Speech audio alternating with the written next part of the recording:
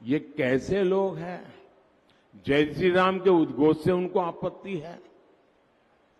जय श्री राम बोलो तो उनको बुखार आ जाता है। साथियों, लेकिन मुझे अफसोस होता है कि मोदी के प्रयासों पर टीएमसी हर तरह से डाका डालने पर तुली है। केंद्र सरकार की हर योजना में यहां टीएमसी के तोलाबाज लूटपाट मचा रहे हैं। टीएमसी के तोलाबाजों ने शिक्षकों की भर्ती में लाखों नौजवानों के साथ धोखा किया है। मैंने कल टीवी पर देखा, यहां बंगाल में टीएमसी के एक एमएलए ने सरेआम धमकी दी। वो कह रहे थे कि हिंदुओं को 2 घंटे में भागीरथी में बहा देंगे। ये कौन सी भाषा है भाई? ये कौन सा पॉलिटिकल कल्चर है? हिंदुओं को बहा दोगे? वाकई क्या हालत हो गई है? बंगाल में हिंदुओं के साथ क्या हो रहा है? ऐसा लग रहा है यहां हिंदुओं को बंगाल में टीएमसी की सरकार ने यहां हिंदुओं को 2ym दर्जे का नागरिक बना करके रख दिया है। स्वागत है आपका द न्यूज पर। मैं हूं आपके साथ शिप्रा सैनी। लोकसभा चुनाव के बीच प्रधानमंत्री नरेंद्र मोदी आज ममता बनर्जी के गढ़ में दहाड़ने वाले हैं। बंगाल में पीएम मोदी आज 3 रैलियों को संबोधित करेंगे और प्रधानमंत्री नरेंद्र मोदी की रैलियों से घबराई ममता बनर्जी यानी बंगाल की मुख्यमंत्री ने पहले ही जनता को संबोधित करते हुए ये कहा कि बीजेपी बंगाल से बदला ले रही है। बंगाल के प्रति पीएम मोदी और बीजेपी को बहुत गुस्सा है। ममता बनर्जी यहां तक बोल गई कि पीएम मोदी कल यहां फिर से झूठ बोलने के लिए आ रहे हैं, कोई भी उनकी बातों पर भरोसा ना करे। यानी ममता बनर्जी इन चुनावों को लेकर कितनी ज्यादा घबराई हुई है, ये साफ तौर पर उनके इस बयान से जग जाहिर होता है कि ममता बनर्जी पश्चिम बंगाल में प्रधानमंत्री नरेंद्र मोदी की जो 3 ताबड़तोड़ रैलियां हैं उससे कितनी ज्यादा डरी हुई है कि जनता को वो ये समझा रही हैं कि पीएम मोदी झूठ बोलने के लिए आ रहे हैं और कोई भी उनकी बातों पर भरोसा ना करे। मैं आपको जानकारी दे दूं कि पश्चिम बंगाल का प्रधानमंत्री का ये 2 दिन का दौरा है जहां वो 3 रैलियों को संबोधित करेंगे, जिसमें वो पूर्व वर्धमान जहां पर वो रैली कर चुके हैं। आज सुबह उन्होंने रैली की है कृष्णानगर और साथ ही बोलपुर में। ये लोकसभा क्षेत्र है जहां पर वो बीजेपी कैंडिडेट्स के लिए इन रैली को संबोधित करेंगे। और जब प्रधानमंत्री नरेंद्र मोदी ने पूर्व वर्धमान में चुनावी रैली को संबोधित किया तो जाहिर तौर पर उन्होंने ममता बनर्जी सरकार पर हमला बोला। उनके भ्रष्टाचार को लेकर पीएम मोदी ने यह साफ तौर पर कहा कि मोदी के हर प्रयासों पर टीएमसी के जो गुंडे हैं, टीएमसी के जो भ्रष्टाचारी नेता हैं, उन्होंने हर तरह से डाका डाला है। साथियों, ये टीएमसी, ये लेफ्ट और ये कांग्रेस वाले कर क्या रहे हैं?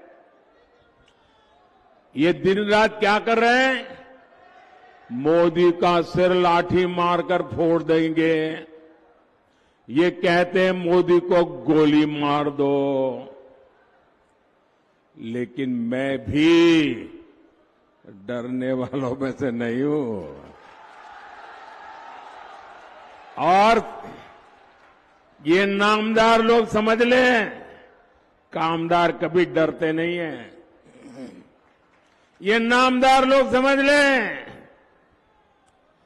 गरीब ने कभी डर करके जिंदगी जी नहीं है।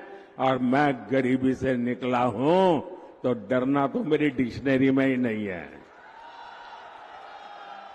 उन्होंने साफ तौर पर यह कहा कि केंद्र की योजनाओं में टीएमसी लूटपाट मचा रही है। इतना ही नहीं, पश्चिम बंगाल में हर एक घोटाले भ्रष्टाचार की जांच होकर रहेगी, ये भी दो टूक इस रैली में पीएम मोदी के जरिए कहा गया और ममता बनर्जी सरकार पर हमला खोला गया।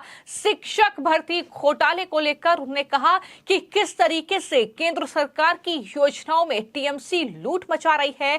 शिक्षकों की भर्ती में लाखों नौजवानों के साथ धोखा किया गया।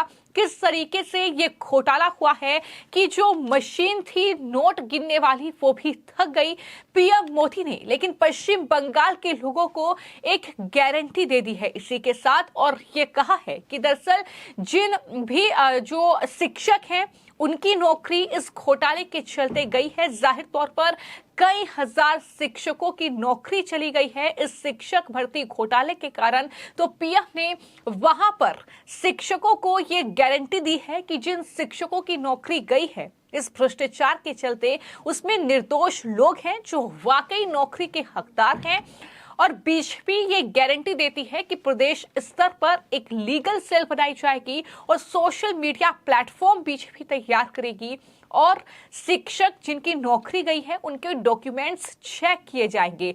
जिनके डॉक्यूमेंट्स सही है, जिसमें कोई गड़बड़ी नहीं है, बीजेपी उन्हें दरअसल कानूनी तौर पर सहायता वहां पर देगी और उन्हें न्याय दिलाने के लिए पूरा काम करेगी। भले ही बीजेपी बंगाल की सत्ता में नहीं है, ये पीएम मोदी ने वहां पर शिक्षकों को आज गारंटी दी है। प्रधानमंत्री ने किस तरीके से ममता बनर्जी सरकार पर हमला बोलते हुए वहां पर जिन निर्दोष शिक्षकों की नौकरी गई है उन्हें क्या कुछ गारंटी दी है और किस तरीके से ममता बनर्जी के भ्रष्टाचार पर हमला बोला है, सुनिए। मैंने कल टीवी पर देखा, यहां बंगाल में टीएमसी के एक एमएलए ने सरेआम धमकी दी। वो कह रहे थे कि हिंदुओं को 2 घंटे में भागीरथी में बहा देंगे। ये कौन सी भाषा है भाई? ये कौन सा पॉलिटिकल कल्चर है? हिंदुओं को बहा दोगे? वाकई क्या हालत हो गई है? बंगाल में हिंदुओं के साथ क्या हो रहा है? ऐसा लग रहा है यहां हिंदुओं को बंगाल में टीएमसी की सरकार ने यहां हिंदुओं को 2ym दर्जे का नागरिक बना करके रख दिया है। ये कैसे लोग हैं? जय श्री राम के उद्घोष से उनको आपत्ति है। जय श्री राम बोलो तो उनको बुखार आ जाता है।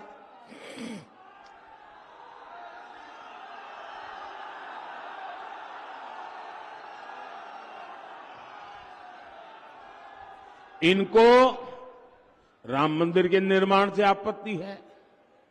इन लोगों को रामनवमी की शोभा यात्रा से आपत्ति है। मैं आज पूछना चाहता हूं टीएमसी सरकार से, यहां संदेश खाली में हमारी बहनों के साथ, हमारी दलित बहनों के साथ इतना बड़ा अपराध हुआ, पूरा देश कार्रवाई की मांग करता रहा, टीएमसी उसके गुनहगार को बचाती रही। क्या सिर्फ इसलिए क्योंकि उस गुनहगार का नाम शाहजहां शेख था? तो पश्चिम बंगाल ममता बनर्जी का गढ़, जहां पर पीएम मोदी आज बरसे हैं ममता बनर्जी उनकी सरकार पर और कहा है कि हर लूट घोटाले की जांच जरूर होगी। मेरे देश के बच्चे ही मेरे परिवार के वारिस हैं। ये भी पीएम मोदी ने कहा कि मेरा तो परिवार नहीं है, मैं इस देश को ही अपना परिवार मानता हूं। इस देश के बच्चों के लिए ही मैं आज जो कुछ भी कर रहा हूं वो दरअसल इस देश के बच्चों के लिए ही कर रहा हूं। और ये कहते हुए पीएम मोदी ने साफ कर दिया कि जो मेरे ऊपर तमाम इल्जाम लगाते हैं, जाहिर तौर पर मुझे इसका लालच नहीं है, मुझे सिर्फ अपने देश को देखना है, क्योंकि मेरा देश ही मेरे बच्चे हैं, मेरा परिवार है। ये साफ तौर पर पीएम मोदी ने कहा है। लेकिन पश्चिम बंगाल में ये लोकसभा का चुनाव काफी ज्यादा दिलचस्प होता इस बार नजर आ रहा है, क्योंकि जिस तरीके से 2019 में बीजेपी ने पश्चिम बंगाल के लोकसभा चुनाव में काफी अच्छा और बेहतर प्रदर्शन किया था, उसके बाद अब 2024 का ये लोकसभा चुनाव जाहिर तौर पर ममता बनर्जी सरकार पर कहीं ना कहीं मुसीबत कहीं ना कहीं बन रहा है उनके लिए, क्योंकि तमाम घोटाले हैं। ना सिर्फ शिक्षक भर्ती घोटाला है, बल्कि इसके अलावा भी कई घोटाले हैं जिसमें फिलहाल ममता बनर्जी और उनके नेता फंसे हुए हैं। पीएम मोदी ने इस रैली के दौरान इस बात का भी जिक्र किया कि किस तरीके से टीएमसी के जो विधायक हैं वो खुलेआम गुंडागर्दी दिखाते हैं, खुलेआम वो वोटर्स को धमकाने का काम कर रहे हैं। तो इन तमाम चीजों का जिक्र करते हुए वर्धमान की रैली में पीएम मोदी ने ममता बनर्जी सरकार पर खूब हमला बोला। तो वहीं घबराई ममता बनर्जी भी लगातार ये कह रही हैं कि पीएम मोदी झूठ बोलने के लिए आ रहे हैं, बंगाल के प्रति उनका गुस्सा है और वो झूठ बोलने के लिए आएंगे, लेकिन आपको उनकी बातों पर भरोसा नहीं करना है। लेकिन ये तो आने वाला वक्त ही बताएगा, 4 जून का वक्त ही बताएगा कि क्या पश्चिम बंगाल में ये जो कहीं ना कहीं माहौल है बदलता है, क्या वाकई ममता बनर्जी की बातों पर जनता विश्वास करती है, या प्रधानमंत्री पश्चिम बंगाल के इस रण में उतरे हैं तो जाहिर तौर पर जनता को साधने में कामयाब होंगे या नहीं, ये जाहिर तौर पर चुनाव नतीजों के बाद ही पता चलेगा। फिलहाल आपकी इस पूरी खबर को लेकर क्या राय है, हमें कॉमेंट बॉक्स में जरूर लिखें। धन्यवाद। साथियों, लेकिन मुझे अफसोस होता है कि मोदी के प्रयासों पर टीएमसी हर तरह से डाका डालने पर तुली है। केंद्र सरकार की हर योजना में यहां टीएमसी के तोलाबाज लूटपाट मचा रहे हैं। टीएमसी के तोलाबाजों ने शिक्षकों की भर्ती में लाखों नौजवानों के साथ धोखा किया है।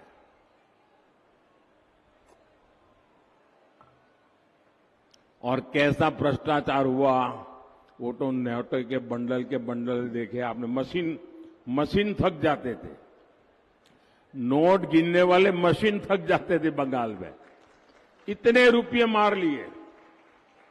वर्धमान तो ऐसे भ्रष्ट टीएमसी नेताओं को अब जनता भी पहचानती है, जान गई है। लेकिन साथियों, मैं जानता हूं शिक्षक की भर्ती का जो घोटाला हुआ,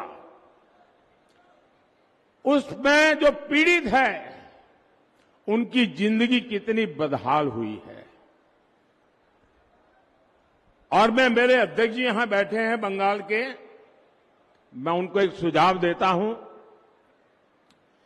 कि ये जो शिक्षक भर्ती घोटाला हुआ है, लेकिन उसमें बहुत निर्दोष लोग भी हैं जो सचमुच में शिक्षक की नौकरी के हकदार है। ये बाकियों के पाप के कारण ये निर्दोष लोग भी मुसीबत में गिर गए हैं। मैंने पश्चिम बंगाल के हमारे बीजेपी के अध्यक्ष जी से कहा है कि हम पार्टी के तौर पर ये जो शिक्षक भर्ती में जिनकी नौकरी गई है, उसमें नेक ईमानदार लोग हैं, हम उनकी मदद कैसे कर सकते हैं। मैंने बंगाल बीजेपी से कहा है कि प्रदेश स्तर पर एक लीगल सेल और एक सोशल मीडिया प्लेटफॉर्म बनाया जाए। इससे उन लाभार्थियों को मदद होगी जो डॉक्यूमेंट्स सही होने के बाद भी इस घोटाले के शिकार हुए हैं। बीजेपी ऐसे अभ्यर्थियों को कानूनी सहायता भी देगी और उन्हें न्याय दिलाने के लिए पूरी ताकत से काम करेगी। हम ईमानदार के साथ खड़े रहेंगे और मेरा बंगाल यूनिट भले चुनाव चलता रहे, लेकिन ये काम करेगा। और जिन शिक्षक ईमानदार शिक्षक जिन्होंने भ्रष्ट किया है वो सजा भुगतेंगे, लेकिन बहुत ईमानदार लोग हैं जिनके पास सच्ची डिग्री है,